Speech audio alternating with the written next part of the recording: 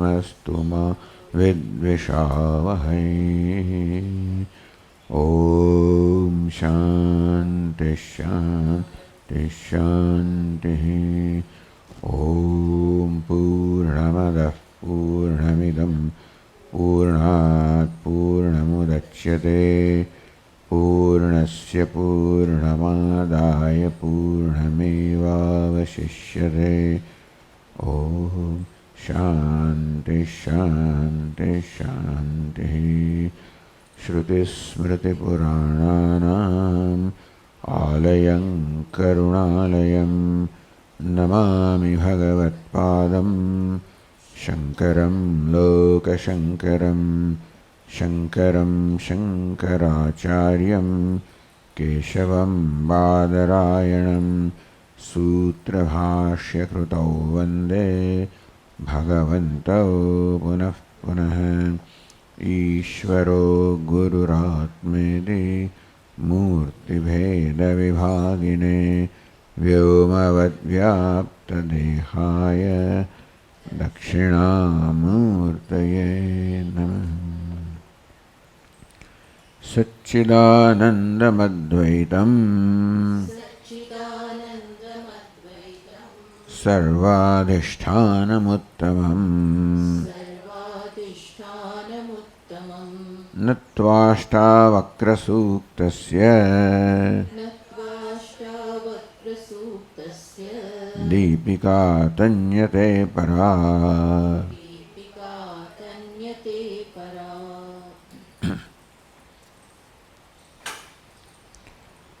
कर्म नैष्कर्म्य निर्बन्ध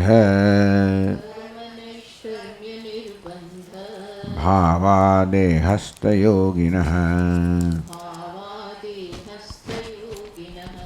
संयोगायोगविरहाद्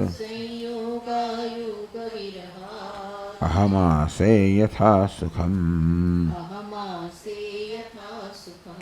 अर्थानर्थौ न मे स्थित्या गत्या न शयनेन वा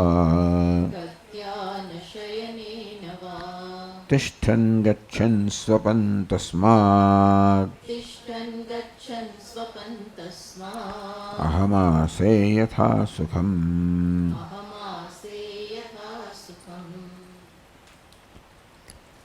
प्रश्न थयो कि कर्म वा निष्कर्म वा एकत्र निष्ठा अवश्यम स्वीकार्या। कर्मणि वा निष्कर्मणि वा क्या तो निष्ठा होय ने कर्म में होय कि निष्कर्म में होय। पुरुषार्थीना जे पुरुषार्थी छे मोक्ष इच्छे छे एने एकमात्र निष्ठा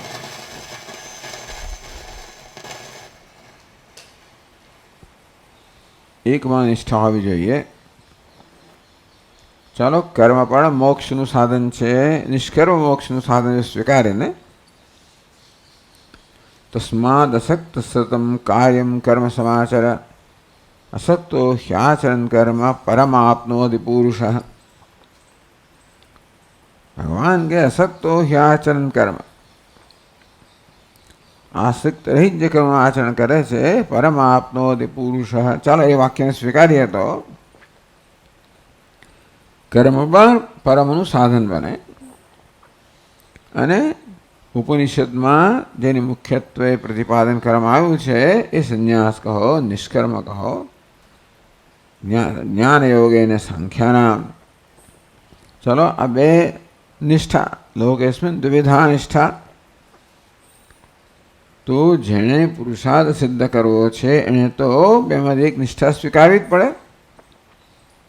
तो कि हाँ ये बरोबर है परंतु जेने पुरुषार्थ सिद्ध कर्यो हशे तो बंने निष्ठा दी पर छे। हवे कर्म निष्कर्म निर्बंध भावाः देहस्थ योगिनः जे पुरुषार्थनी आवश्यकता है मुक्त थयो नथी। अर्थात हजी बंधन कहो अल्पता कहो अहंकार कहो जे उपाधि में अहम भाव में जन्मे भले सूक्ष्मतया हो सूक्ष्म रूप में हो तो पण देहस्थ योगिनः એટલે ઉપાધિમાં અહમ ભાવ ધરાવનાર જે યોગી છે, મુમુક્ષુ છે, સાધક છે, જેને આ પ્રકારે ઉપાધિમાંથી અહમભાવથી મુક્ત થવાનું છે. એટલે આ નિષ્ઠાઓ શું છે? આત્મામાં અહમભાવ સ્થાપિત કરવા માટે. પહેલા ઈશ્વરમાં, ઈશ્વર સાથે તાદાત્મ્ય સ્થાપિત કરવા માટે, એ દ્વારા આત્મા સાથે. એટલે આ રીતે આ પ્રક્રિયા છે. આપણે ઉપાધિમાં અહમભાવ લઈને જન્મ્યા છીએ. આપણે શું ઈચ્છીએ છીએ? આત્મામાં અહમભાવ હોય. એ આખી પ્રક્રિયા છે. તો અમે એકમાંથી ખસેડીને બીજામાં અહમભાવ સ્થાપિત કરો. આ સરળ વાત શબ્દોમાં કહીએ તો કેવી રીતે ઉપાધિમાં અહમભાવમાંથી છેવટે સ્થૂળ રૂપમાં રાગદ્વેષ જન્મતા હોય. પહેલા દેહાત બુદ્ધિ જન્મતી હોય, કર્તૃત્વ ભાવ જન્મતો હોય, એમાંથી કર્મ જન્મતું હોય, એમાંથી કર્મફળ જન્મતું હોય, આસક્તિ જન્મતી હોય, રાગદ્વેષ, એમ કરીને આ અજ્ઞાન આખો જે નિસરણી છે, લપસણી, ક્યાંય ને ક્યાં લપસી ગયા છે. એમાંથી ધીમે ધીમે ધીમે આપણે ઉપર ચડવાનું છે. એટલે આપણે પગથિયા આપવામાં આવે કે જે સંસાર છે, અજ્ઞાન છે, એની સૌથી સ્થૂળ અભિવ્યક્તિ એ રાગદ્વેષ કહેવામાં આવે. એ રાગદ્વેષ ક્યાં વ્યક્ત થાય? એટલે છે ખબર કેમ પડે? તો જ્યારે કર્મ ફળ સાથે વ્યવહાર કરવામાં આવે ત્યારે રાગદ્વેષ પ્રગટ થતા હોય છે. પહેલા એટલે કહેવામાં આવ્યું કે સિદ્ધ સિદ્ધ્યો સમભૂત્વા. સિદ્ધિ અર્થાત સફળતા મળે એટલે તરત જ અહંકાર હર્ષના રૂપમાં બહાર આવે. નિષ્ફળતા હોય ત્યારે શોકના રૂપ બહાર આવે. અહંકારની અજ્ઞાનની અભિવ્યક્તિ. અજ્ઞાન, અહંકાર કે અહમ બુદ્ધિ, અહમ વૃત્તિ, એમાંથી આ ત્યાંથી શરૂઆત કરવાનું કહ્યું કે ભાઈ તું અહંકારમાં, ઉપાધિમાં, અહમ બુદ્ધિમાંથી આજે અહંકાર જન્મ્યો, રાગદ્વેષ જન્મ્યો, એનાથી ઉપર ઉઠ. સમત્વ બુદ્ધિ. તું હર્ષને કે શોકને તાબે ના થઈશ. એટલે સફળતા નિષ્ફળતામાં તું સમતા જાળવ કે સફળતા નિષ્ફળતા બંને વાસ્તવમાં એક જ વસ્તુને. સમતા ક્યારે હોય? સફળતા નિષ્ફળતા એક છે જ નહીં, પરસ્પર વિરુદ્ધ છે, પરસ્પર વ્યાવૃત્ત કરનાર છે. અર્થાત સફળતા હોય ત્યાં નિષ્ફળતા ન હોય, નિષ્ફળતા હોય ત્યાં સફળતા ન હોય. એને દ્વંદ્વ કહેવાય ને. આમ સતત આપણે દ્વંદ્વનો સામનો કરવાનો હોય છે. એ પ્રકારનું આ જગત છે. અથવા એ પ્રકારનું આપણું મન છે, જે પ્રત્યેક ક્ષણે એક અથવા બીજી વસ્તુનો અધ્યારોપ કરતું હોય છે. જગત તો જે છે તે છે, ઘટનાઓ જે છે તે છે, મારું મન એને આ પ્રકારે જોતું હોય છે. આખું છેવટે મનની જોવાની પદ્ધતિ કહો, દૃષ્ટિ કહો, એ જ મૂળ પ્રશ્ન છે. અજ્ઞાને આપણી દૃષ્ટિને વિકૃત કરી નાખી છે. અને તેથી આ હર્ષ શોક છે એ તો વિકૃત દ્રષ્ટિનું પરિણામ છે. મજાની વસ્તુ એ છે કે ભલે હર્ષ અને શોક પરસ્પર વિરુદ્ધ જોડકા જણાય. હર્ષ છે ત્યાં શોક નથી, શોક છે ત્યાં હર્ષ નથી, બરાબર? પછીડા બંને વિરુદ્ધ જોડકા એમાંથી ઉત્પન્ન થાય છે, જે હર્ષ અને શોકથી એ રહિત છે. એને સમત્વ કહેવામાં આવે. આમ સમત્વનો અંતિમ અર્થ તો બ્રહ્મ જ થાય. સમત્વની કક્ષાઓ ગણો. સમત્વ બુદ્ધિ કહેવામાં આવી, સમત્વ દૃષ્ટિ કહેવામાં આવી, સમત્વ ભાવના કહેવામાં આવી. તો આ પ્રકારના વિરુદ્ધ પરિબળોને તાબે ના થઈશ, એમને સત્યતા ના આપીશ અને તારા મનની સમતા સ્વસ્થતા જાળવી રાખ. એટલે કે તું નિષ્ફળતાને પણ ઉદારતાથી સ્વીકારી લે અને સફળતા પ્રત્યે પણ ઉદાર રહે, જેથી એની અંદર તું એનો યશ ના લે, નિષ્ફળતાનો અપયશ ના લે. ત્યાંથી શરૂ કર. અરે સફળતા નિષ્ફળતા ચાલે માને કે આ સંજોગો છે, યશ અપયશ છે ને એ આપણો અધ્યારોપ છે. સફળતા નિષ્ફળતા તો ચાલો થઈ, નહીં કહી કે નથી અત્યારે, એને કારણે હું સફળ છું, મારે કારણે થયું એ જરૂર નથી. ભગવાન કે એટલો અંતર ઉત્પન્ન કરો. આ પ્રકારે અંતર ઉત્પન્ન કરવું શેમાંથી? અહમ ભાવમાંથી. હું આપણે શીખવાડે ધીમે ધીમે ધીમે. અને એ વસ્તુ કરવા માટે એ કે ભાઈ ઈશ્વર અંદર લાવો, કે ઈશ્વર કરી રહ્યો છે. ચાલો, એટલે આ પ્રકારે કરવામાં અને છેવટે નિષ્કર્મમાં નિષ્ઠા જે કહેવામાં આવી આવશ્યક છે પુરુષાર્થી માટે, મુમુક્ષુ માટે. પણ દરેક સાધનનો એ સ્વભાવ છે હોવો જોઈએ કે છેવટે સાધન પોતાનું કામ કરીને પોતાની જરૂરિયાતને છોડી દે, આપણે જરૂરિયાતથી મુક્ત કરે. એટલે સંયોગ અયોગ વિરહાદ. મને ઉપાધિમાં સંયોગ પણ નથી અને અયોગ પણ નથી, અહમભાવ પણ નથી અને છેવટે કશો ભાવ નથી. ઉપાધિ પોતાના સ્થાને છે, હું મારા સ્થાને છું. એ મિથ્યા છે, હું સત્ય છું. આ સત્ય મિથ્યાને સંયોગ અને અયોગ કશું નથી. અયોગ છે એનો અવકાશ કે પરિસ્થિતિ પ્રસંગ ક્યારે ઊભો થાય? સંયોગ હોય ત્યારે.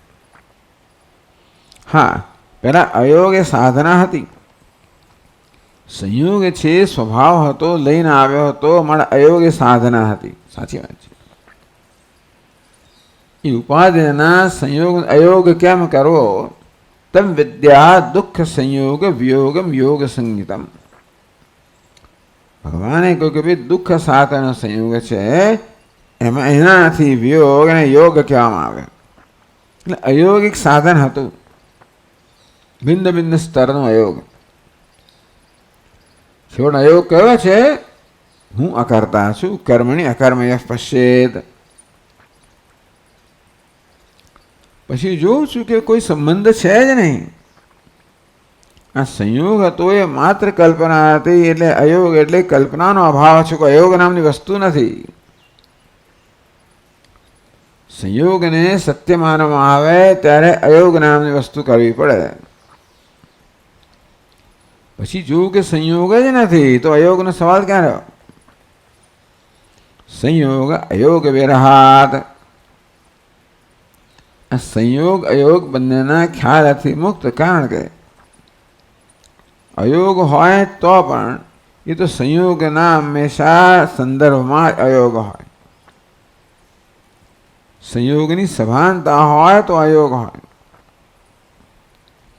એટલે અયોગની અંદર પણ કંઈક સંયોગ રહેલો છે, સભાનતા રહેલી છે. સંયોગ જ નથી માટે અયોગ પણ નથી. સંયોગ અયોગ વિરહાદ અહમાસે યથા સુખમ. સંયોગ નયોગ બંને વિરહ હોવાને કારણે હું હવે સ્વસ્થ છું. એ અસ્વસ્થતા ઉત્પન્ન કરવામાં આવી હતી સંયોગને કારણે. ધીમે ધીમે અયોગની પ્રક્રિયાથી એમાંથી મુક્ત થતા થતા હવે એ કેટલે સુધી મુક્ત થયો કે અયોગ નામની વસ્તુ પણ નથી.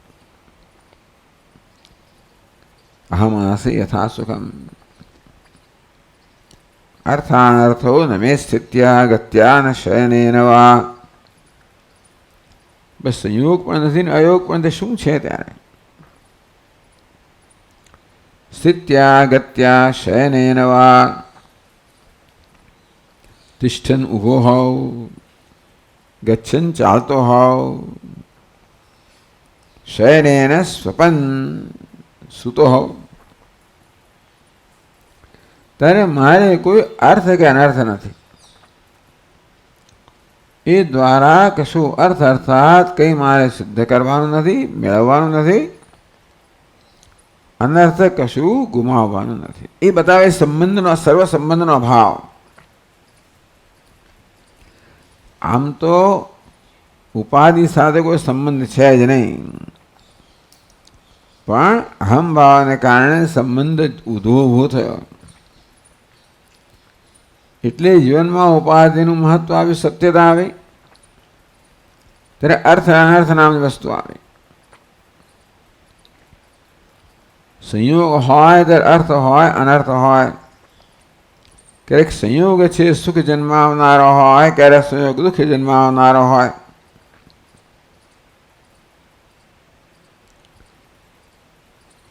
એટલે અયોગ દ્વારા હું મુક્ત થવું. પણ સંયોગ પણ નથી, અયોગ પણ નથી. શું અર્થ થયો? કે એનો અર્થ પણ નથી કે અનર્થ પણ નથી. સંયોગમાં અર્થ હોય અને અર્થ બંનેમાં હોય. સંયોગમાં એટલે ઉપાધિમાં અહમભાવમાં અર્થ પણ હોય, અનર્થ પણ હોય. એની સાથે અંતરમાં અર્થ પણ હોય, અનર્થ પણ હોય. એ અર્થ અનર્થના ખ્યાલો છે ને એ ઉપાધિમાં કોઈક પ્રકારના અહમભાવના કારણે જન્મતા હોય છે. એ સંપૂર્ણ અંતર તો આ જ્ઞાનથી જ થયું કે હું તો અધિષ્ઠાન છું. અધ્યારોપ છે, મિથ્યા છે, નથી. કહ્યું સ્વ અભાવવતી અધિકરણે ભાસમાનત્વમ, એવી મિથ્યાની વ્યાખ્યા કહેવામાં આવી. સ્વ અભાવવતી અધિકરણે, પોતાનો અભાવ ધરાવનારા અધિકરણમાં, સ્થાનમાં ભાસવું. પોતે જ્યાં નથી ત્યાં ભાસવું, એના મિથ્યાત્વ. એટલે આ તો માત્ર જ્યાં નથી ત્યાં ભાસી રહ્યું છે, મારામાં ભાસી રહ્યું છે. હું જેમાં નથી ત્યાં ભાસી રહ્યું છે. તો ભાસતો હોય તો ભલે ભાસે. એને ભાસવાથી મને કંઈ મુશ્કેલી હોય તો પછી એ ના ભાસવાની જરૂર પડે. એના ભાસવાથી કોઈ મુશ્કેલી ના હોય તો પછી હું એની સાથે મારે કોઈ વ્યવહારનો, કશાપ કોઈ પ્રયત્નનો કોઈ પ્રસંગ આવતો જ નથી. અને માટે ઉપાધિ તિષ્ઠન ગચ્છન સુપન, આ બધા ઉપાધિના સ્તરે થઈ રહ્યો હોય કે ના થઈ રહ્યો હોય, એ થતું હોય ત્યારે મારે કશું ગુમાવવાનું નથી. એ થતું હોય ત્યારે મારે કશું મેળવવાનું નથી. હમાસે યથા સુખમ, હું તો તેથી મારા સ્વરૂપમાં સુખમ અનાયાસે પૂર્ણતામાં પ્રતિષ્ઠિત છું. એટલે પ્રતિષ્ઠિત થવું એ કે તો મારું સ્વરૂપ જ છે. પ્રતિષ્ઠિત એટલે શું? પહેલાં પ્રતિષ્ઠિતનો અર્થ એ કે ભાઈનું મન, મારું મન એની બરોબર નિષ્ઠ છે. પછી પ્રતિષ્ઠિત એટલે કોઈ પ્રયત્ન નથી.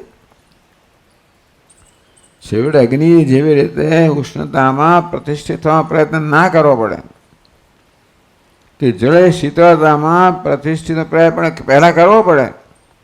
ગરમ થઈ ગયો હોય ત્યારે યાદ દેવડાવવું પડે, હું શીતળ છું, શીતળ છું. શીતળ થયા પછી ભૂલી જાય પાછું.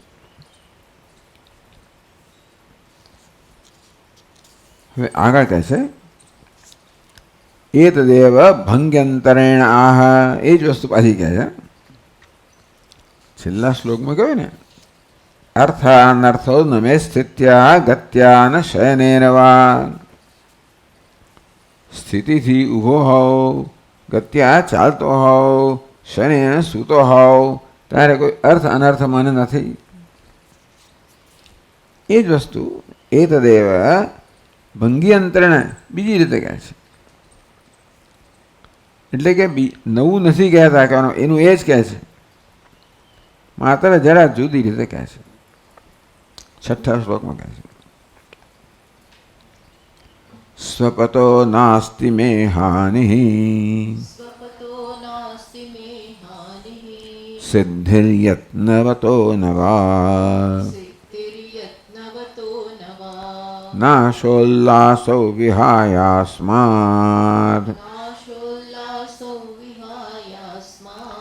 अहमासे यथा सुखम्.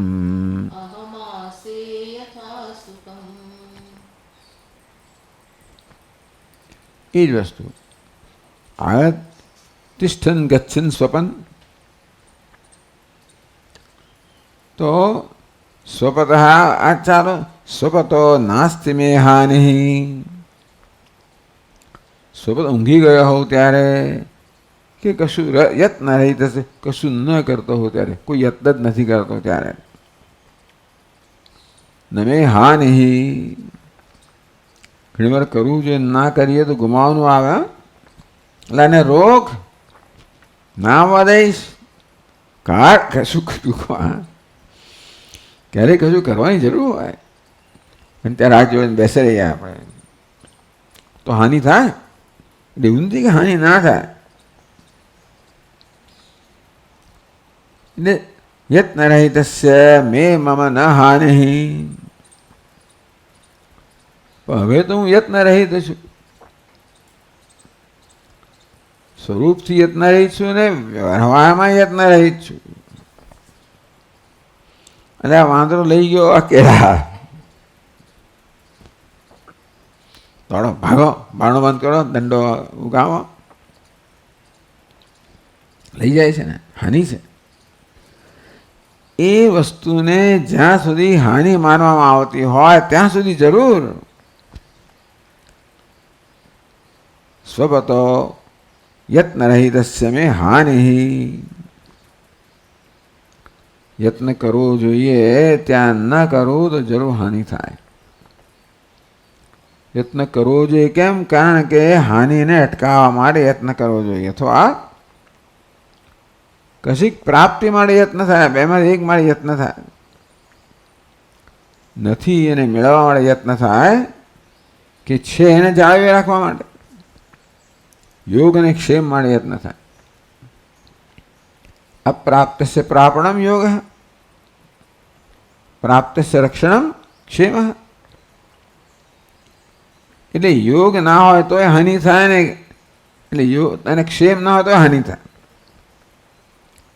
મારે જે મેળવવાનું છે પ્રયત્ન ના કરવો, ના મળે, જતું રહે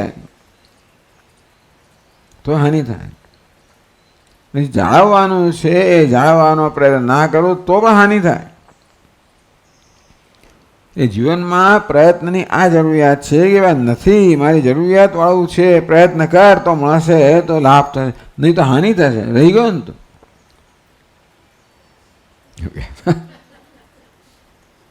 જો પેલું કેવો લઈ આવ્યો, તું રહી ગયો. સાંભળ્યું ને આ બધું તમે? તો પેલો જો કે છૂટી ગયો, ચશ્મા લઈ, પેલો વાંધો ચશ્મા લઈ ગયો, હાથમાંથી ખાવાનું લઈ ગયો, ધ્યાન નથી રાખતો.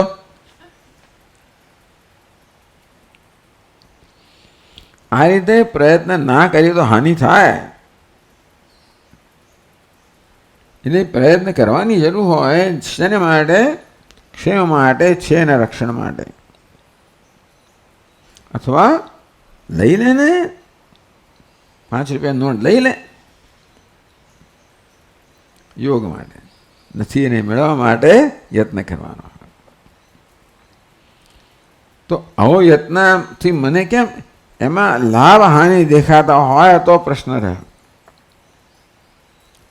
લાભ હાનિ દેખાતા ન હોય તો પેલા મહાત્મા છે ગામડાની અંદર, લોકોને એટલી બધી શ્રદ્ધા કે પોતાના ઘરમાં લગ્ન વગેરે પ્રસંગ હોય ત્યારે દીકરીને બધા દીકરીને જે ઘરેણા આપવાના છે બધા પહેલાં મહાત્માના જઈને આપી દે, પ્રસાદ થઈ જાય ને, પહેરાવી દે, સવારે લઈ આવે, રાત્રે ઘરેણા પહેરાવી દે મહાત્માને. સવારે લેવા ગયા તો એકેય કશું નથી. એટલે ક્યાં ગયો મહારાજ, શું થયું? જે આપ્યું એ લઈ ગયું. એટલે એ બધા ઘરેણા મળવાથી લાભ થયો ત્યારે કંઈ પ્રયત્ન ના કર્યો.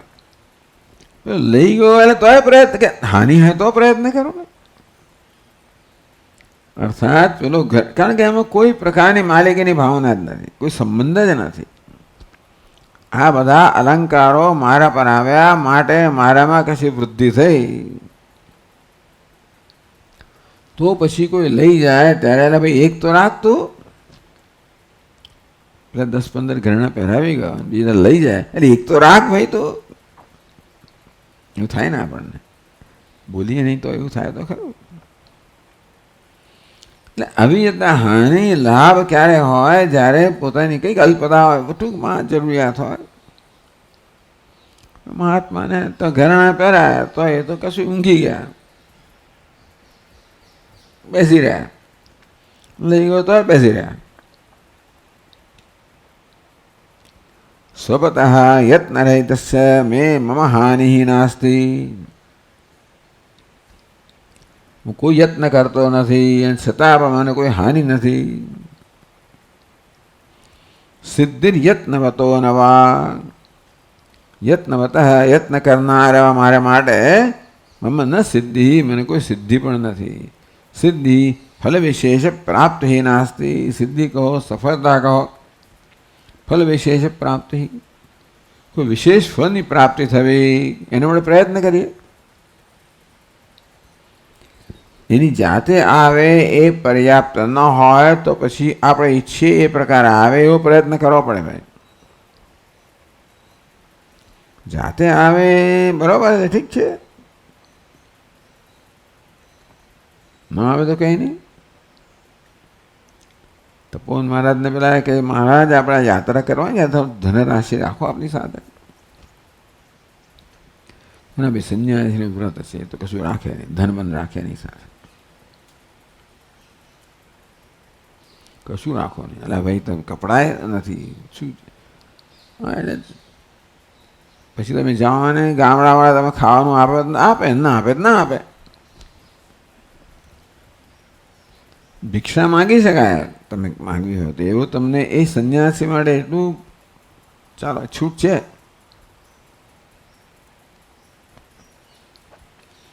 સામેથી ચાલીને આવે એ ન પણ દબાવવાનું હોય એટલે પૂરેપૂરે ઈશ્વર પર આધારિત ભૂખ્યા રહેવું પડે. કોઈ સ્થાન જ નથી. રસ્તામાં મેદાનમાં સૂવું પડે, એટલે વરસાદમાં સૂવું પડે, બરફ પડતો એને સૂવું પડે. વિચાર કરો. પણ કશું સાથે નહીં રાખવાનું.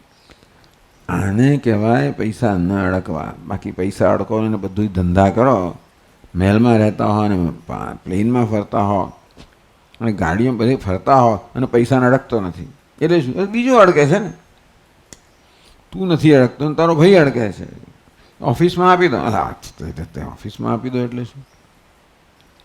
જો કે આ તો એટલે એવો વહેમ આપણે રાખીને આપણને એવું લાગે, પણ આ વસ્તુ કહેવાય કે નહીં, એની એ વસ્તુ જોઈતી જ નથી. ઈશ્વર જે આપે એ બરાબર છે. ઈશ્વર પ્રત્યેની એ પ્રકારની નિષ્ઠા. ચલો ન અડવું જે છે સારું જ છે, પણ આ તો કહેવાનો ભાવ એ છે કે તમે કશી વસ્તુ ના અડકો એનો અર્થ કે એને ન વાપરો. ગુફામાં રહેવા તૈયાર હો, ઝૂંપડીમાં રહેવા તૈયાર હો, ઈશ્વરને આશ્રિત હો, બહુ મોટી વસ્તુ છે. એવું હોય છે મહાપુરુષો. આ વ્રત તો બહુ ઉત્તમ છે, પણ એને પાળવું અઘરું છે. એટલે આવું નથી મળતું, ભૂખ્યા. એવી કોઈ પ્રકારની એકામ્પ્લિશમેન્ટ કશું થવું જ જોઈએ. દેહ પણ ચાલવો જ જોઈએ. મહારાજ તમે કેટલા બધા કૃષ થઈ ગયા છો, તમે કશું મળતું નથી પૌષ્ટિક અંતે જે મળે તો ખરું, સત્તું મળે, લોકો આપે,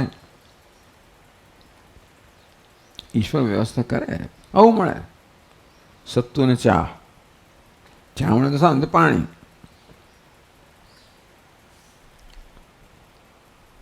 એટલે સિદ્ધ યત્નવતો નવા. યત્ન કરવાથી જે પ્રાપ્ત થાય એનું સિદ્ધિ માનતો નથી, અથવા સિદ્ધિ માટે યત્ન કરવાની જરૂર નથી. હાનિને રોકવા, એટલે હાનિને રોકવા માટે યત્ન ના જોઈએ કે સિદ્ધિ પ્રાપ્ત કરાય યત્ન નથી. કે મારા માટે સિદ્ધિ કે હાનિ નામની વસ્તુ જ નથી. વ્રત એ વસ્તુ છે કે સિદ્ધિ હાનિ છે છતાં તમે સ્વસ્થતા જાળવો, એ વ્રત છે. એ સંન્યાસી વ્રત કહેવાય. છેવટે સિદ્ધિના હાનિ નામની વસ્તુ જ નથી. જ્યાં જ ઉપાધિના સ્તરે જેવું સિદ્ધિ હાનિ છે, ઉપાધિને તો બધી બહુ જરૂરિયાતો હોય જ ને, ત્યારે વ્રત છે. કે ભાઈ સંન્યાસીનું વ્રત એટલે શું? કે સિદ્ધિ હાનિમાં સમોભૂત, સિદ્ધિ હો સમોભૂત, એ વ્રત છે. પણ પછી જનક રાજા કે ભાઈ સિદ્ધિ હાનિ છે જ નહીં ને, ઉપાધિના સ્તર પર હોવ ત્યારે જરૂર વૃદ્ધિ ક્ષય સંભવિત છે, પણ આત્મા પરમાત્મામાં તો વૃદ્ધિ ક્ષય સંભવિત જ નથી, સિદ્ધિ હાનિ છે જ નહીં. તો આપ કેમ કહો છો મેં હાનિ ही नास्ति? એ તો દુનિયાની દ્રષ્ટિએ કહું છું. અર્થાત કશો પ્રયત્ન ના કર્યો અને પેલું લઈ ગયો અને જતું રહ્યું, અથવા ના મળ્યું, હું રહી ગયો, હાનિ થઈ? તો કે ના, કોઈ હાનિ નથી. કે હાનિના ખ્યાલથી મુક્ત છું. હું જ્યાં સ્વયંમાં નિષ્ઠ છું, અર્થ એની જ સમાનતા છે, એમાં જ તાદાત્મ્ય છે, એમાં જ અહંભાવ છે, એ જ પણું છે. એની સાથે યોગ અને ક્ષેમ, હાનિ અને લાભ નામની વસ્તુ હોય જ નહીં. પરમાત્મામાં પૂર્ણતામાં હાનિ શું લાભ એનો હોય જ નહીં ને. એટલે હાનિ લાભ નામના ખ્યાલથી મુક્ત છું. એટલે પ્રયત્ન થતો પણ હોય તો પણ કોઈ હાનિથી બચવા માટે કે લાભ મેળવવા માટે નથી, પ્રયત્ન થાય છે, આગળ કહેવામાં આવે એની જાતે થાય છે. યદા યત કર્તુમ આયાતે તત્વત્વાસે યથા સુખમ. જે વસ્તુ મારી સમક્ષ ઉપસ્થિત થાય છે એના ઉપાધિ, એ તો કેમિસ્ટ્રી છે ને. આમ પરસ્પર સંબંધ હોય. આ એક પિંડ છે 3 ગુણોનો, આ બીજો પિંડ છે, એટલે કશુંક થવાનું છે. લોકોને એમ કે આપણે કશું કર્યું, ખરેખર તો થઈ રહ્યું છે, પિંડ જ કરી રહ્યો છે. યથા સુખમ અહમાસે યથા સુખમ સ્વપતો નાસ્તિ મે હાનિ યત્ન રહિતસ્ય મે હાનિ નાસ્તિ. કે હાનિ નામનો ખ્યાલ નથી મારામાં, એટલા માટે. દુનિયા જેને હાનિ કે એને હું હાનિ નથી, મારામાં હાનિ નામનો ખ્યાલ જ જન્મતો નથી. દુનિયા અને સિદ્ધિ ફલ વિશેષ પ્રાપ્ત, કોઈ વિશેષ વસ્તુ પ્રાપ્ત થઈ, સફળ થયો, એવું પ્રાપ્તિ નામની વસ્તુ જ નથી. શા નથી? આત્મામાં નથી. અર્થાત હું હવે આ મન કહો તો મન, એની અંદર આ પ્રાપ્તિ કે હાનિ નામની કોઈ પ્રકારની વસ્તુ રહી જ નથી. આ મન રહ્યું જ નથી ને. મનને મન ક્યાં સુધી કહેવાય? હજી હાનિ અને પ્રાપ્તિ એ પ્રકારનો ખ્યાલ મન ધરાવતું હોય, એનો અર્થ એ થયો કે મનમાં હજી અવિદ્યાના સંસ્કારો છે. એમાં ત્યાં ખ્યાલ જન્મે, એને તમે વાસના કહો.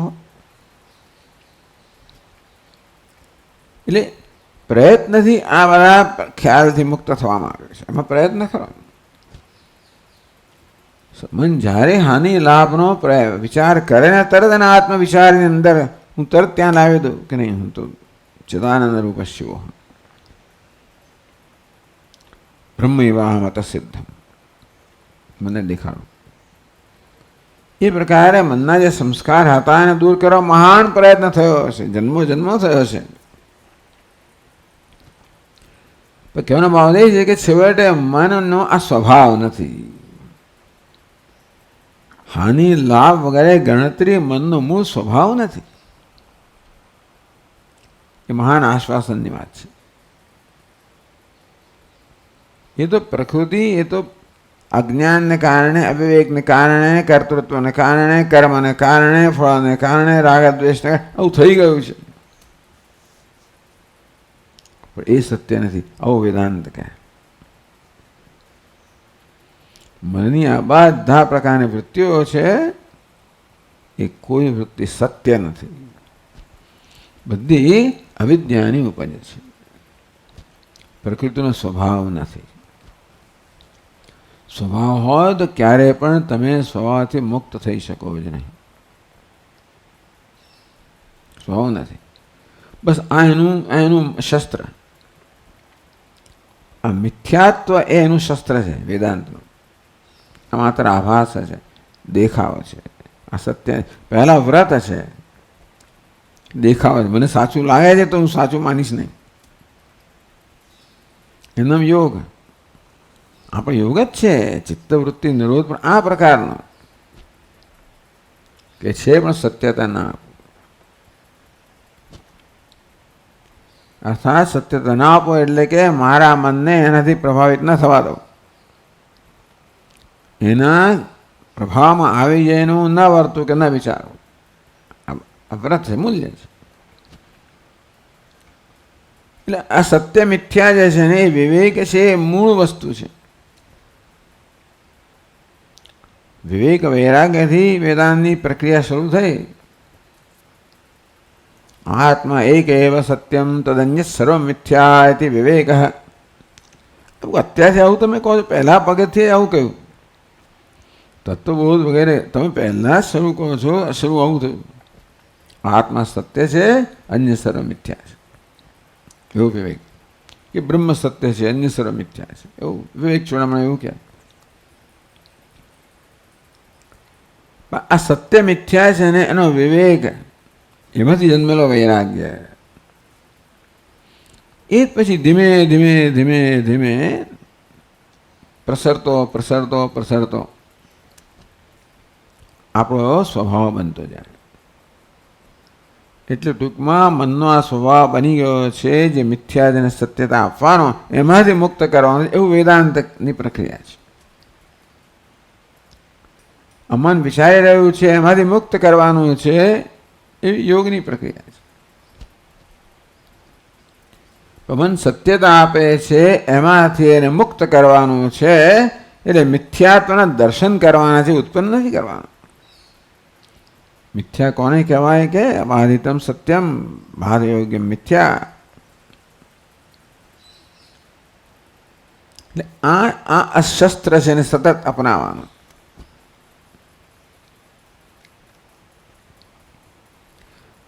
નાશોલ્લાસો વહ્યાયાસ્માત અસ્માત કારણાત નાશ ઉલ્લાસો વિહાય. હાનિ એટલે નાશ અને સિદ્ધિ એટલે ઉલ્લાસ, એવું કહીએ આપણે બીજું. કારણ કે આગળ હાનિ ના સિદ્ધિ બેનો ઉલ્લેખ કરવામાં આવ્યો. બીજું નાશોલ્લાસો કહેવામાં આવે. નાશોલ્લાસો વિહાય, નાશ અને ઉલ્લાસ એટલે હર્ષ અને શોક. બીજું શું? આ નાશ ઉલ્લાસ કહો, હર્ષ શોક કહો, એ શું છે? પ્રત્યાઘાત છે. સત્યતા આપવાને કારણે જન્મેલા. કે વસ્તુ ખરેખર ખોટ છે તો શોક જન્મે, લાભ છે તો હર્ષ જન્મે. એટલે એ વસ્તુને સત્યતા આપવામાંથી થયું ને આ બધું. વાસ્તવમાં ના લાભ હાનિ નામની કોઈ વસ્તુ આત્મામાં તો નથી. ઉપાધિમાં છે, એની નાય નહીં. ઉપાધિમાં હાનિ લાભ નથી એવું તો નાશ કહેવાય. તો રવાડે ચડીએ. ઉપાધિમાં હાનિ લાભ છે, પણ આત્મામાં છે એ પણ ખોટું છે. એટલે ઉપાધિમાં હાનિ નાશ દેખાય છતાં પણ એને સત્યતા ના આપવાનો આપણા પ્રયત્ન. આત્મામાં કોઈ હાનિ નાશ લાભ નથી. નાશોલ્લાસો એટલે આ બધી હાનિ સિદ્ધિ કયા સ્તરે છે? ઉપાધિના સ્તરે છે. એ સંજોગોના સ્તરે છે. એટલે કે અહંકારના સ્તરે છે. પણ જ્યારે હવે એ બધાનું મિથ્યાત્વ સ્પષ્ટ જ છે. ત્યારે હવે વ્યવહાર કરે તો એ માત્ર કેવો છે? અભિનય જ છે, એમાં કોઈ સત્યતા નથી. નાશોલ્લાસો વિહાય અસ્માત અસ્માત કારણાત યત્નાયત્નયો નાશોલ્લાસો. હવે યત્ન થાય તો પણ કોઈ નાશ ઉલ્લાસ માટે નહીં. સુપન હોય, યત્ન રાહિત્ય હોય, એમાં કોઈ નાશ ઉલ્લાસ કોઈ જાતનો હવે અર્થ અનર્થ રહ્યો નથી. એ જ કહેવામાં આવે ને આગળ, અર્થ અનર્થો નમે. અર્થ કંઈક પ્રયોજન, કંઈક સિદ્ધિ, અનર્થ એટલે લાભ, એવું કશું રહ્યું નથી. એની કોઈ સત્યતા રહી નથી. અને છેવડે વસ્તુ જ નથી રહી. આત્મનિષ્ઠામાં પછી એ વસ્તુ જ નથી રહેતી. સત્ય મિથ્યા એટલે ભાઈ રહે પણ નહીં. પહેલાં મિથ્યા અને પછી મિથ્યા રહેવાની જરૂર જ નથી ને.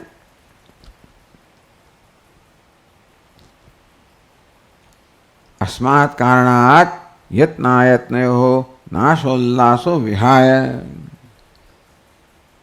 આ જ કારણથી યત્ન ને અયત્નમાં, યત્ન અયત્ન તો ઉપાધિનો ધર્મ, એ તમે ત્યાગતા નથી. નાશોલ્લાસો વિહાય. ઉપાધિના સ્તરે યત્નનો અભાવ હોય એના કારણે જે નાશ ઉલ્લાસ જન્મતા હોય એ મનમાં જન્મતા હતા, એ અજ્ઞાનને કારણે એને આત્માને માનવામાં આવતા હતા. કશો લાભ થાય એટલે મને લાભ થયો, હાનિ થઈ મને હાનિ થઈ, ત્યાં તકલીફ છે. ભલે લાભ અને હાનિનો વાંધો નથી. લાભ થયો, હાનિ થઈ, જન થઈ એને ખરી. महाराज सब अलंकार कहाँ गए? जो दे गया था वो ले गया. એટલે લાભ હતો, મને નથી. હાનિ છે, મને નથી, તો વાંધો નથી ને.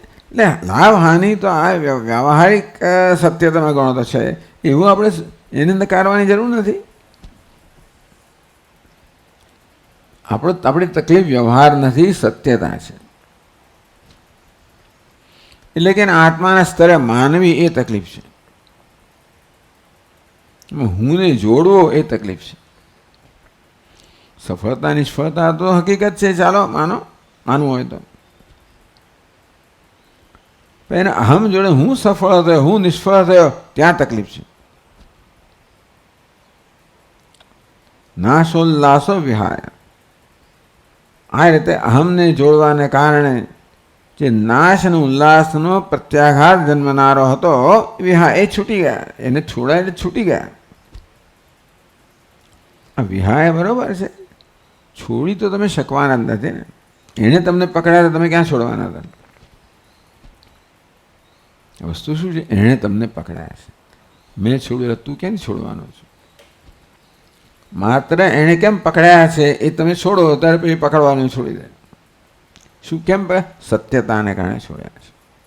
કેમ? કારણ કે આત્મા પર અધ્યારોપ છે, વગેરે વગેરે. એટલે આમની પ્રક્રિયાઓ સમજાવે વેદાંત. આ બધી વસ્તુ ઉપયોગ માટે છે. એને આપણે ચર્ચા ચૂંથીને પછી આ કરીને એ બધા માટે ભલે એ વાંધો નહીં, પણ હું આટલી વસ્તુઓ છે જીવનમાં ઉપયોગી, એનો ઉપયોગ કરવા માટે છે આ પ્રક્રિયાનો. હું તો પ્રક્રિયા કહું છું. વિહાય હમ યથા સુખમ આસે.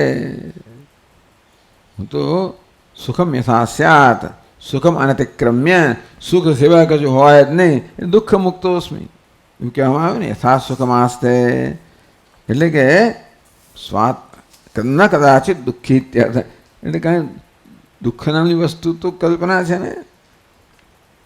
મિથ્યાને સત્ય માનવાથી દુઃખ છે, તે સત્યનો આદર ન કરવાથી દુઃખ છે. મિથ્યાને સત્ય માને એટલે સત્યનો અનાદર થવાનો જ છે. એ કહે છે આત્મહનો જનાહ, આત્માને હાનિ થતી જાય છે. એ થઈ બંધ થઈ ગયું. એટલે આપણે શું થઈ રહ્યું છે જેમ જેમ સમજીએ ને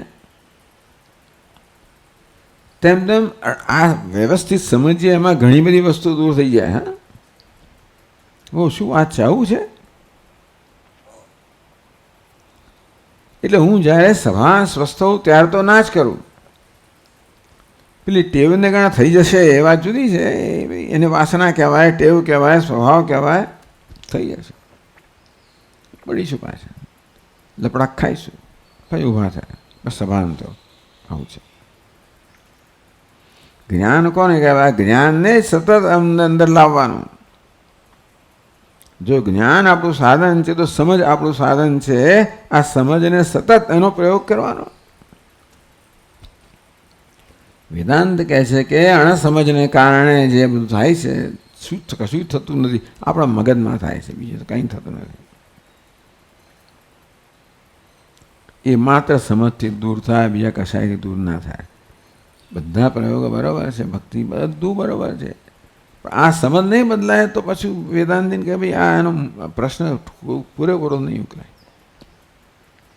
એટલે વેદાંતનું આ નિદાન છે કે અણસમજ એ પ્રશ્ન છે, અવિવેક પ્રશ્ન છે. કુલ વિવેક થવો જોઈએ. એ જ વસ્તુ પછી 7મા શ્લોકમાં કહે છે કેવી રીતે આ પ્રક્રિયા બતાવે છે, કેવી રીતે કરી શકાય. હવે મારામાં ભાવે ધા લોક્ય ભૂરી છે એવું છે. ભાવે શ્વા જોઈએ. શ્વા સુખાદિરૂપા નિયમમ ભાવેશ્વાલોક્ય ભૂરિશઃ શુભાશુભે વિહાયાસ્માદ અહમાસે યથા સુખમ.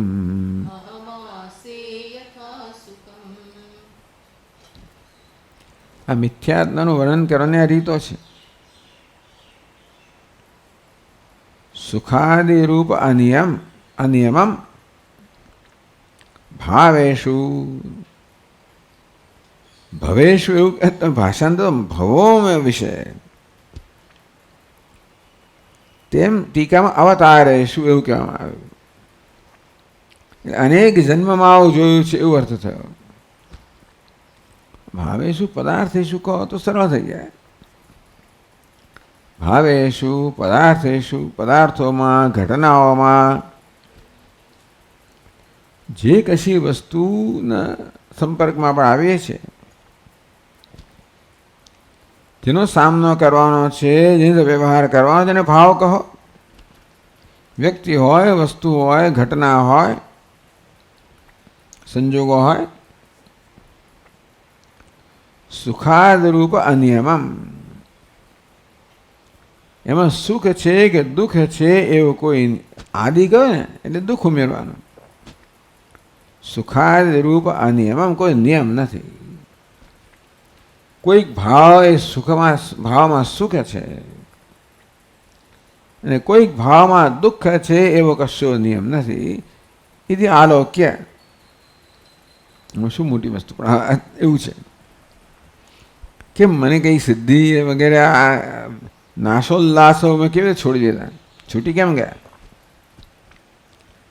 કે વસ્તુમાં સુખ છે એવો કોઈ નિયમ નથી. જે વસ્તુ એક સંજોગોમાં સુખ આપનારી જણાય છે, જ વસ્તુ બીજા સંજોગોમાં દુઃખ આપનારી. એથી આલોક્ય આ જરા જોવું. માણસો જીવ્યા જ કરતા હોય, કયું શીખે નહીં.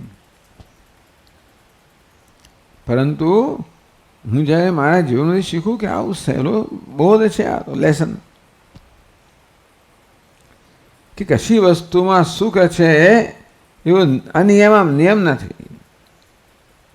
નિયમ કોને કહેવાય? બધા સંજોગોમાં હોય, દરેક સ્થળે, દરેક સમયે, દરેક સંજોગોમાં જે વસ્તુ એક સ્વભાવ દે એને સ્વભાવ કહેવાય. તો સાકર તો મીઠી છે, સવારે, બપોરે, સાંજે, કાલે, ઠંડીમાં, ગરમીમાં, મને તમને કોઈ પણ સંજોગોમાં તો કહેવાય કે મીઠા છે સાકરનો એ નિયમ કહેવાય. જે કોઈ સંજોગો પર આધારિત ના હોય, દેશ કાળ સંજોગો પર આધારિત ના હોય એને નિયમ કહેવાય. આધારિત અનિયમ કહેવાય. હમણાં મીઠું હોય ને પછી પાછું કડવું લાગે ને એ બધું હોય તો પછી એનો અર્થ એ કે એનો સ્વભાવ નથી,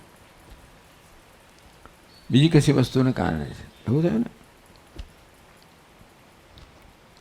ને. સુખ નામની વસ્તુ મેં જોયું એ કે કશી વસ્તુનો સ્વભાવ મેં નિયમ ના જો, અનિયમ છે એટલે અનિશ્ચિતતા છે, વ્યભિચાર છે. વ્યભિચાર કોને? એક વસ્તુ હમણાં આવી છે ને પછી બીજી છે, એનો સ્વભાવ બીજો છે. વસ્તુ સ્વભાવ બદલ્યા જ કરે છે. તેથી સુખ સુખાદિ તે જ રીતે કશી વસ્તુ દુઃખજનક છે કે દુઃખ સ્વરૂપ છે એવો મેં નિયમ ના જોયો. અત્યારે દુઃખ આપે વળી સુખ આપનારી બને કાંટો વાગે મોકાઈ જાય, પણ કાંટો પછી બીજા કાંટાને કાઢવામાં મદદરૂપ થાય ત્યારે પાછું સુખનું સાધન બને. મધર ઇન લો એ સાસુ ઘરમાં તો ત્રાસ સતત કકળાટ થતો હોય ને, ત્રાસ થાય. સ્વામી આવ્યા છે, પ્રવચનમાં જવાનું છે, બાળકને મૂકીને જઈએ ત્યારે પછી એ વસ્તુ સુખનું સાધન બને. એટલે મેં જોયું કે આ સુખ કે દુઃખ કશી વસ્તુનો સ્વભાવ હોય એવું નથી. નિયમ કોને કહેવાય? સ્વભાવ હોય ત્યારે એ ના બદલાય.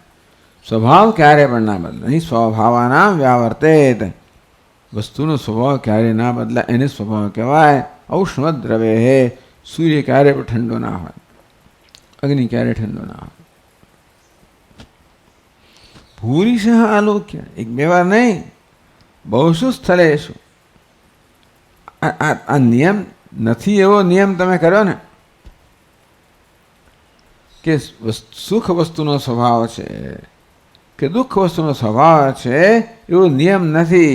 એ તમે એ પ્રકારનું તારણ કે નિષ્કર્ષ તમે કેવી રીતે કાઢ્યો? અનેક જગ્યાએ મેં જોયું, આવો નિયમ મેં કાઢ્યો. શું કે નિયમ નથી? ભૂરિશ બહુશું સ્થળેશુ, ખૂબ બધા સ્થળોમાં જોયું, અનેક પદાર્થોમાં જોયું, સંજોગોમાં જોયું, વ્યક્તિઓમાં જોયું, ભલી વસ્તુમાં જોયું. અરે ભગવાન પણ આપણે ભિન્ન હોય ત્યારે ત્યાંય પણ હવે એ પાછો જતો રહે. આપણે કે ના જશો ને જતો રહે, ફલાણો વેશ પહેરનો બીજો વેશ પહેરી ના આવે. ભગવાન કોને કહેવાય? એને ફાવે એમ કરે. કેમ ભાઈ પેલું પીછું ક્યાં ગયું? મોરનું પીછું નથી લાગ્યું. એટલે એવી કશી વસ્તુ નથી કે હંમેશા મારી અપેક્ષા પ્રમાણે વર્તે એવું દુનિયામાં કશું છે નહીં. સુખ કોને કહેવાય? મારી અપેક્ષા પ્રમાણે વર્તે. પણ દરેક વસ્તુનો પોતાનો સ્વભાવ છે, એ પ્રમાણે વર્તે છે. ક્યારેક એનો સ્વભાવ ને મારી અપેક્ષા બંનેનો સમન્વય હોય તો બરાબર, ચાલો ભાઈ. If what you do is what you like, that's good. જે કરવાનું છે ગમે પણ છે, નસીબદાર છે. જે કરવાનું હોય મોટે ભાગે ગમતું ના હોય. What I like is different from what I have to do, what is right. What I like and what is right મોટે ભાગે જુદા હોય. What is right is one thing, what I like is another thing. એટલે જે કરવું જે એક વસ્તુ છે અને કરવા ઈચ્છે બીજી વસ્તુ, સામાન્ય રીતે ત્યાંથી શરૂ થયો આ સંઘર્ષ. એટલે મુક્ત થાવ. વોટ આઈ લાઈક છોડો, વોટ ઇઝ રાઈટ પકડો. એ સત્યને પકડો. આ વોટ આઈ લાઈક એ મિથ્યા છે, એમ જ જન્મેલું છે.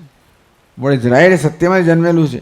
એટલે આ વ્યવહારના સ્તરે એટલે એકને પકડો, સત્યને પકડો અને મિથ્યાને છોડો. હવે વેદાંતની પ્રક્રિયા. એટલે મેં કહ્યું આ ભૂરી છે, બહુ શું સ્થળે શું આલોક્ય. બહુ જગ્યાએ જોઈને હું આ નિયમ પર આવ્યો કે નિયમ નથી. આ નિષ્કર્ષ પર આવ્યો કે આ સુખ કે દુઃખ એ કશી વસ્તુનો સ્વભાવ હોય એટલે નથી, એવો નિયમ નથી કે આ વસ્તુ સુખ જ આપે કે દુઃખ જ આપે. આલોક્ય શુભાશુભે વિહાય અસ્માત. અસ્માત કહો, તસ્માત કહો. એટલે અસ્માત શબ્દ વાપરે, અસ્માત કારણાત એવું થયું. એટલે ટીકા એ તસ્માત, આ કારણથી. કયા કારણથી? સુખાદિ અનિત્યત્વ દર્શનાદ હેતો હો. હેતો કઈ વિભક્તિ છે?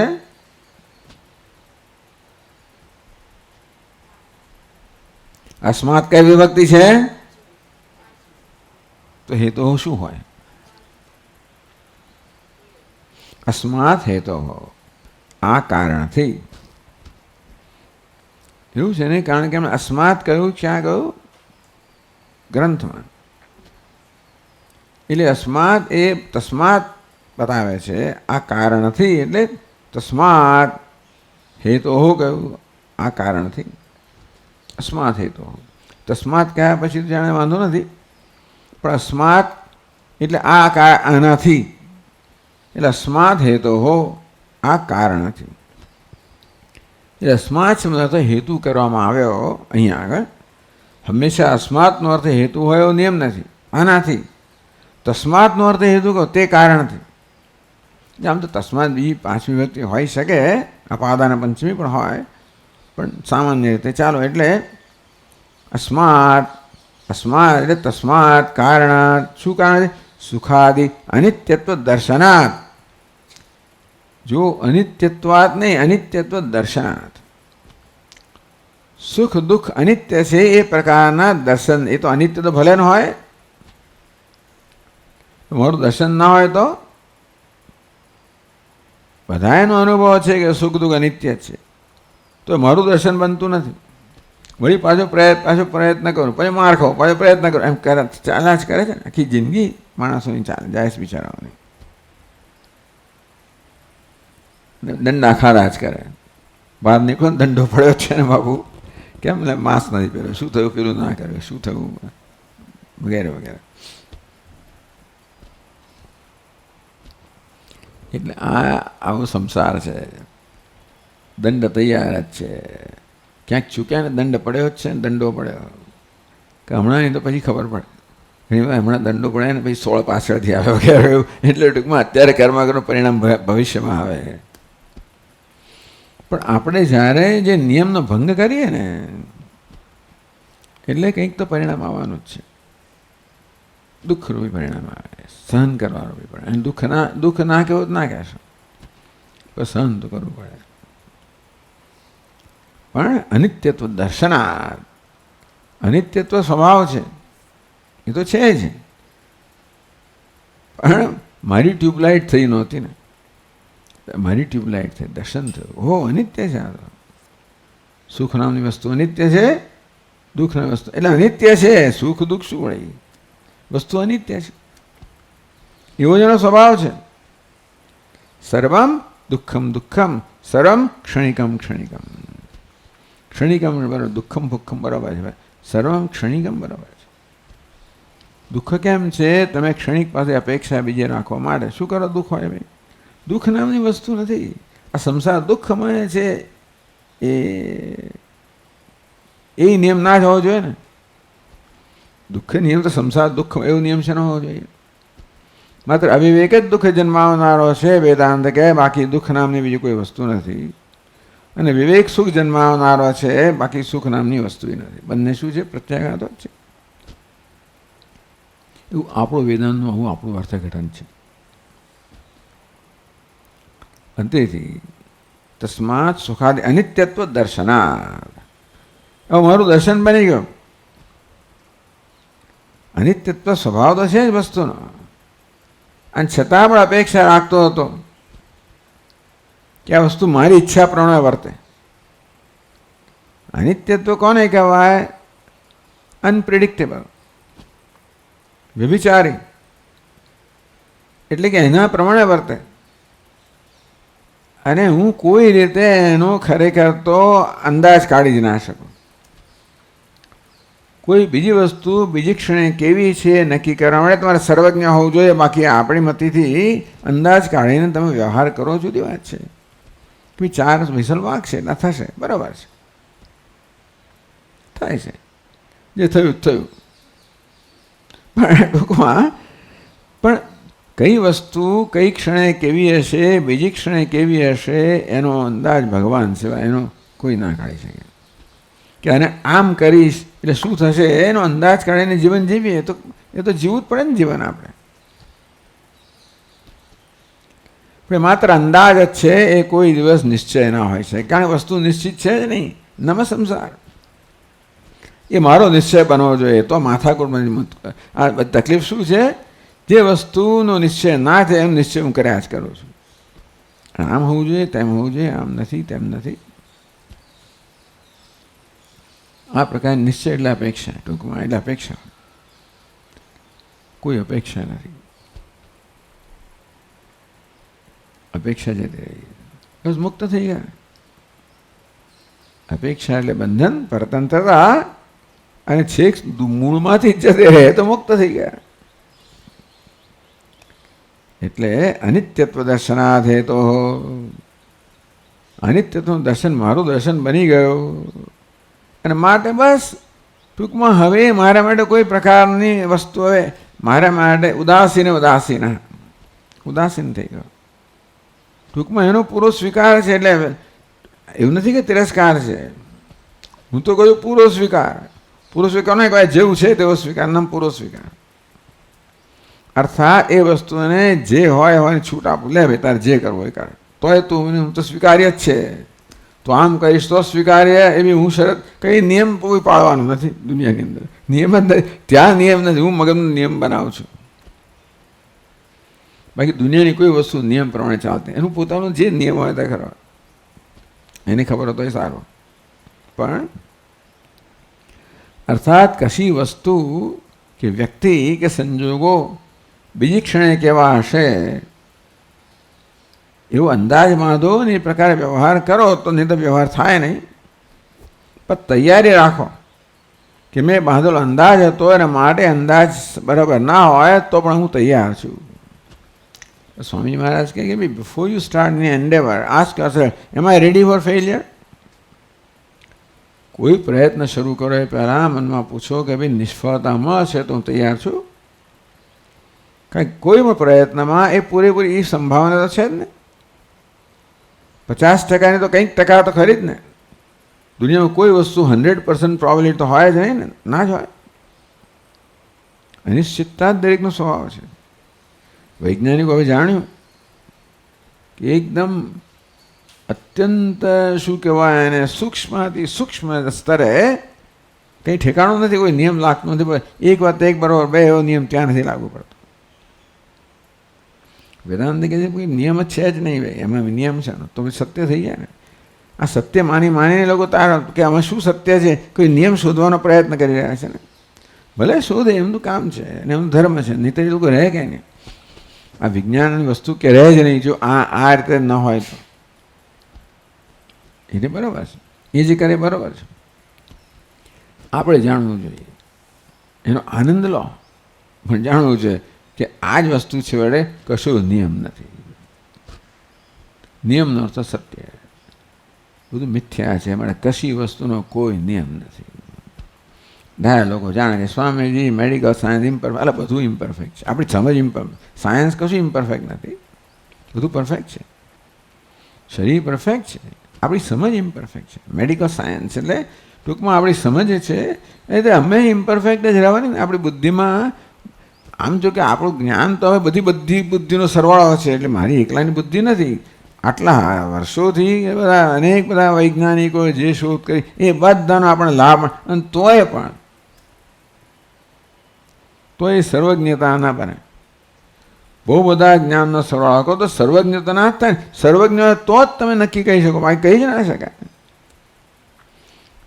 એટલા માટે હ્યુમિલિટી, નમ્રતા એ પહેલો ધર્મ છે. જે લોકો બધા બહુ ડંફાસો મારતા તો મૂર્ખ લોકો છે. ચાલો, પણ કહેવાનો ભાવ છે કે આ એટલે તમને આમાં જ મુક્તિ મળી જાય છે. આ રીતે વસ્તુનો સ્વભાવ સમજીએ અને સ્વીકારીએ, સ્વીકારો, વિરોધ વગર સ્વીકારીએ, પ્રેમથી સ્વીકારીએ તો બહુ સારું. અનિયમાત આમ એટલે એ પ્રેમથી સ્વીકારવાનું થઈ ગયું આ વસ્તુને. અહમ સુખમાસ, કંઈક સ્વીકારવામાં કંઈક તકલીફ હોય ને ત્યાં સુધી સુખમાસે ના થાય. પણ આ જે છે આ નિયમ બરોબર જ છે. કહ્યું ને, બધાને સ્વતંત્રતા આપો ભાઈ. આમ કેમ વર્તે જે છે બરાબર છે, વોટ ઇઝ ઇન ઓર્ડર.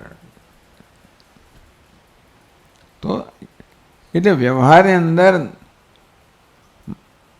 આપણે સાપેક્ષ માત્રામાં પણ જો આપણે સ્વસ્થ જોઈએ તો જેટલે ઊંચી આપણે જન્મ આવે, જે વસ્તુ જેવી છે તેવી તે વસ્તુનો વ્યક્તિનો સંજોગોનો જેટલો પ્રેમપૂર્વક સ્વીકાર થાય એટલી શાંતિ મનમાં. નિરો સ્વીકાર તો એટલે સ્વીકાર એટલે શું?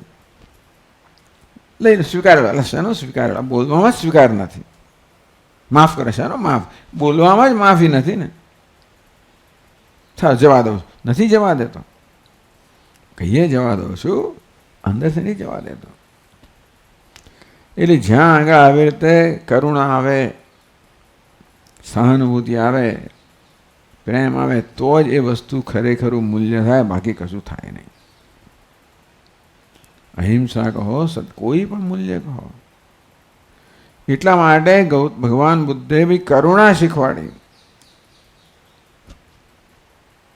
એક મૂલ્ય છે. ટૂંકમાં બધા કરુણાની અભિવ્યક્તિ ગણો, અહિંસા, સત્ય, ક્રોધ, જે ત્યાગ, શાંતિ, પૈશ્વરમ, જે કહો તે. જો કરુણા ના હોય તો એ મૂલ્ય ખરેખર મૂલ્ય નથી. એથી આગળ પ્રેમ કહ્યું. ચલો ભક્તિના આચાર્ય, જો પ્રેમ છો ને ત્યારે એ મૂલ્ય ખરેખર મૂલ્ય બને. એટલે ત્યાં સુધી આપણે મૂલ્યને કેળવવાનું છે જ્યારે એ મૂલ્ય પ્રેમમાં પરિણમે. ત્યાં જ પૂર્ણ, એનું નામ સ્વીકાર. પૂર્ણ સ્વીકાર હોય એટલે કે ત્યાં પ્રેમ ઈશ્વર પૂર્ણ સ્વીકાર હોય. જેને આપણે પ્રેમ કરતો હોય એનો સ્વીકાર કરી થઈ જ જતો હોય છે. અહમ યથા એટલે એમ કહેવાય, જનક રાજા પ્રેમમાં પણ નિષ્ઠ છે, કરુણામાં નિષ્ઠ છે, ઉદારતા નિષ્ઠ છે. આ જ્ઞાનમાં વસ્તુ આવતી નથી એટલે હું ખાસ ધ્યાન દોરું છું. ઇન સુપ્રીમ કોન્શિયસનેસ બધું બરાબર છે. સુપ્રીમ આનંદ, આનંદ એટલે શું? પણ આ જ બધું આનંદ અર્થ આવો જ થાય, પૂર્ણતાનો અર્થ આવો જ થાય. છેવટે આ મૂલ્યો શીખવાડ્યા છે એની પરિસમાપ્તિ